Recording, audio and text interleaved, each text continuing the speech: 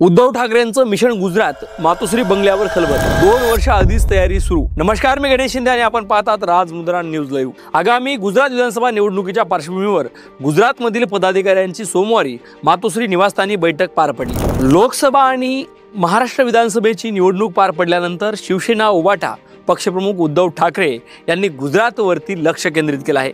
आगामी गुजरात विधानसभा निवडणुकीच्या पार्श्वभूमीवर गुजरातमधील पदाधिकाऱ्यांची सोमवारी मातोश्री निवासस्थानी बैठक पार पडली।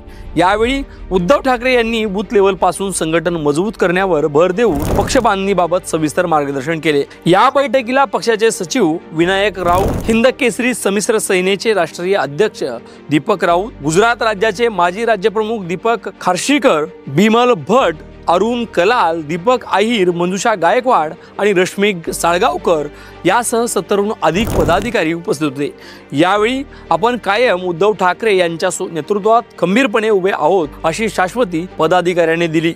दरम्यान या बैठकीनंतर कार्यकर्त्यांनी गुजरातमध्ये यंदा शिवसेना उभाटा ताकद दाखविणार असल्याचा दावा केला। शिवसेनेची पकड आधीपासूनच गुजरातमध्ये आहे। या उलट भाजपला आम्ही उभं केले आहे। शिवसेनेमुळे भाजप उभा राहू शकला आणि भाजपाची गुजरातमध्ये ताकद नाही। आतापर्यंत केवळ ईव्हीएमच्या आधारे भाजपाने गुजरातमधील निवडणुका जिंकल्या आहेत असा दावा कार्यकर्त्यांनी केला।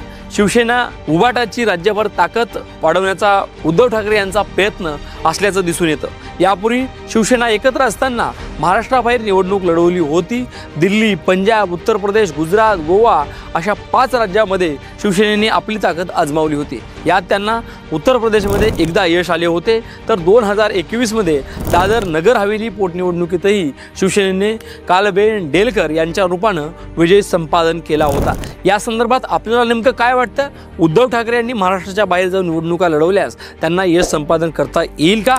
या संदर्भामध्ये नक्की तुम्ही आपल्या राजमुद्रा न्यूजच्या कॉमेंट बॉक्स टाकून आम्हाला कळवू शकता। धन्यवाद।